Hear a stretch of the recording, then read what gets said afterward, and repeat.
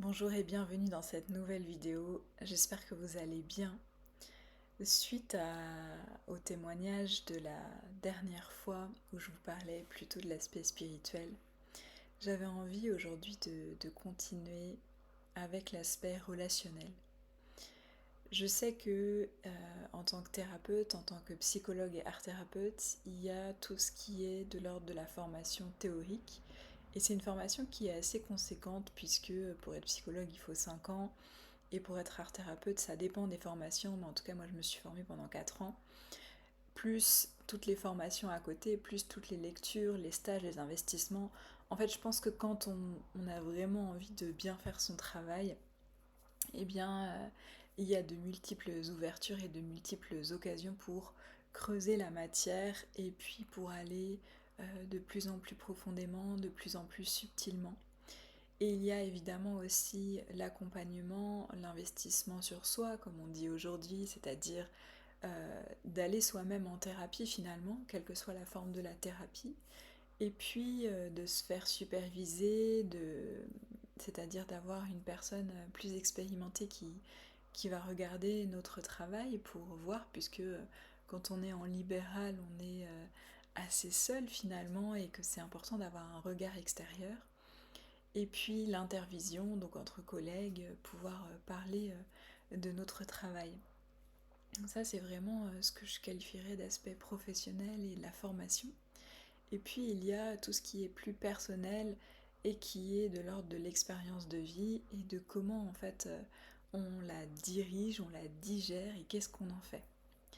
Donc je sais qu'aujourd'hui j'accompagne pas mal de femmes ou même d'hommes, même si ma communication elle est plutôt centrée sur la femme, mais n'empêche qu'il y a aussi des hommes qui viennent au cabinet et c'est très précieux en fait pour moi de voir des hommes qui s'assoient et qui réfléchissent et qui ont envie en fait d'explorer leur vie intérieure, tout autant que les femmes évidemment, mais c'est intéressant de voir cette ouverture en fait dans différentes générations d'ailleurs, parce qu'il y a différents âges.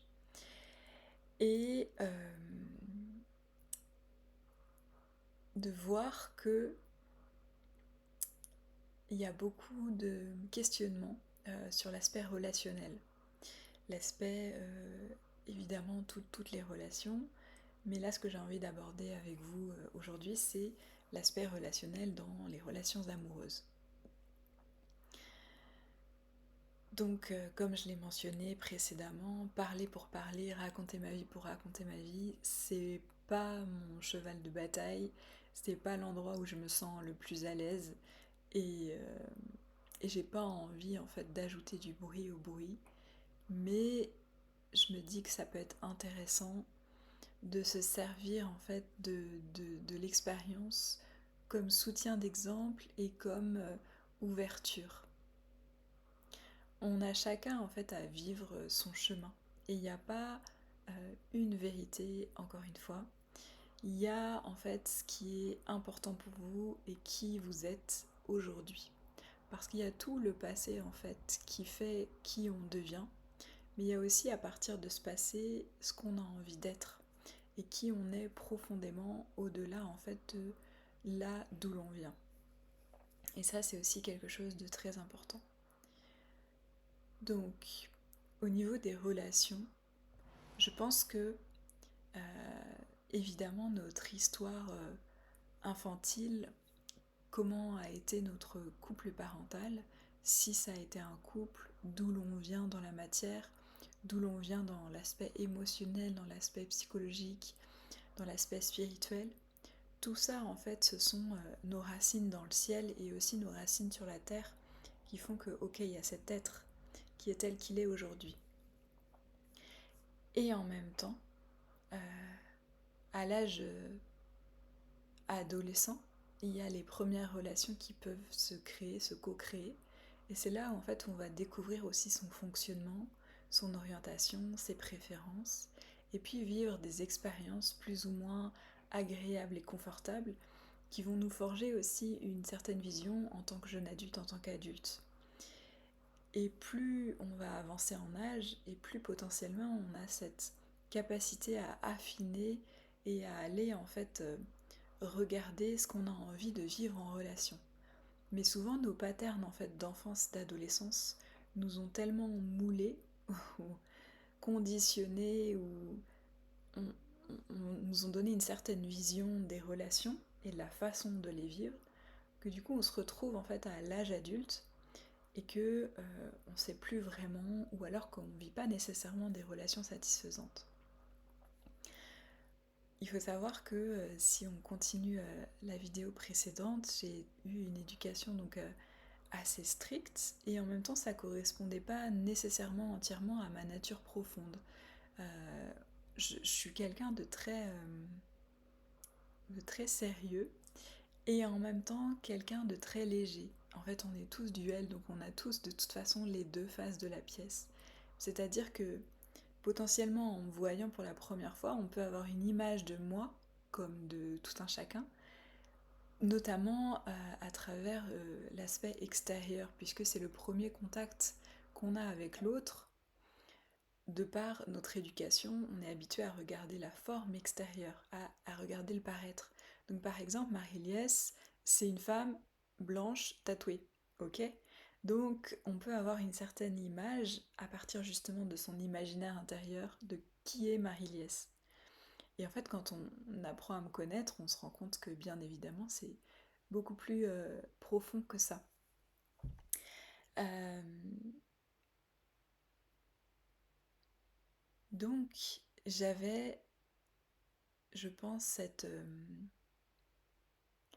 ce formatage, cette vision de qu'est-ce que doit être le couple dans l'idéal, sachant que dans mon histoire personnelle, dans mon histoire originelle et infantile, eh ben, ce couple originel parfait ne s'est pas formé exactement comme justement ça aurait dû être dans l'idéal.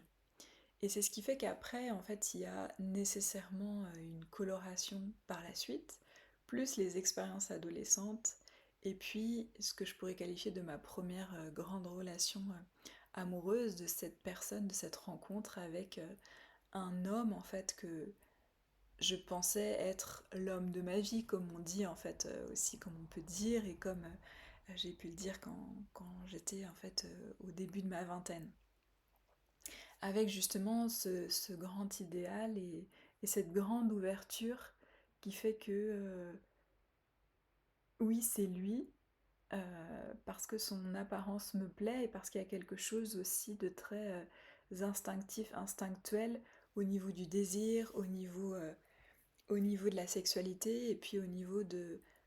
Il est différent de tout ce que j'ai pu connaître et c'est ça qui me plaît en fait, cette attirance pour ce qui est complètement différent et potentiellement ce qui n'est pas justement là d'où je viens. Donc je me suis engouffrée, engagée dans cette histoire corps et âme sans vérifier en fait justement l'aspect rationnel, l'aspect réel de cette personne et de cette situation. Et on a vécu ensemble et ça a été en fait à la fois merveilleux parce que c'était vraiment c'était mon premier dans beaucoup d'aspects et il y avait quelque chose de magnifique et de très apprenant. Et en même temps, à un moment donné, quand les écailles me sont tombées des yeux et quand il y a des choses qui se sont révélées, de comportements déviants et de choses vraiment maltraitantes, même s'il n'y a pas eu de maltraitance physique, pardon, mais plutôt psychologique, eh bien, ça fait bizarre parce que c'est comme si, à ce moment-là, je me suis dit, mais c'est pas la personne que j'ai connue. Alors qu'en fait, si, c'était la personne que j'ai connue, mais c'est juste que de par tout ce que j'ai raconté précédemment, j'ai occulté certaines choses parce que c'est douloureux, parce que c'est inconfortable et parce que ben on n'a pas envie de voir et on a envie d'y croire, comme on dit.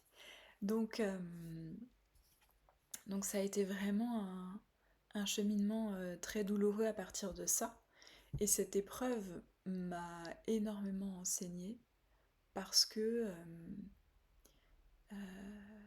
je crois que c'est à l'aune de nos expériences, à l'aune de ce que la vie nous amène, qu'on révèle en fait qui on est et petit à petit. C'est-à-dire qu'on ne se définit pas uniquement par une réaction, par une réponse à une situation de vie à un moment donné, mais que tout ça mis bout à bout montre finalement qui on est.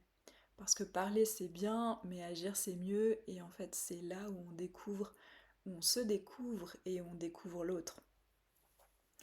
Et c'est là où j'ai compris que aussi les belles paroles c'est très agréable, notamment pour une femme, je dirais que le féminin aime entendre de belles paroles, mais que si j'ai un conseil, si je peux me permettre de donner un conseil, c'est de regarder vraiment les comportements de l'autre et non pas ce qu'il va dire. En tout cas, de doser tout ça. Et j'ai eu le courage en fait de sortir de ça. Et il y a eu des jugements qui ont été portés sur moi sans se rendre compte nécessairement de justement la douleur slash la souffrance que ça a pu en fait générer dans ma vie. J'étais vraiment une jeune femme et j'avais tout donné en fait dans tous les sens du terme. Et c'est là aussi où j'ai appris petit à petit au fur et à mesure des années, parce que c'était il y a très longtemps, hein, que on peut pas en fait être en ouverture totale, c'est-à-dire que le cœur c'est cet organe en fait qui est l'organe de reliance dans les différents aspects de notre être, mais qui peut pas être tout le temps ouvert, qui a en fait cette capacité où le cœur peut se fermer, ou en tout cas mettre une forme de protection, parce que ce qu'on disait tout à l'heure, c'est que la première chose qu'on voit, c'est l'apparence, et en même temps, dans le subtil, on sent l'autre, on sait où en est l'autre, et on a des informations sur l'autre si on est vraiment connecté justement à ce cœur, à cette intuition. Et c'est là où on peut dire oui ou non. C'est là où la conscience a le choix en fait de s'engager envers l'autre ou non. Et ça demande déjà en fait un engagement envers soi qui est très profond et qui est très aligné. Et c'est là où ce cœur peut se mettre en retrait. Parce qu'on n'est pas obligé de dire oui à tout.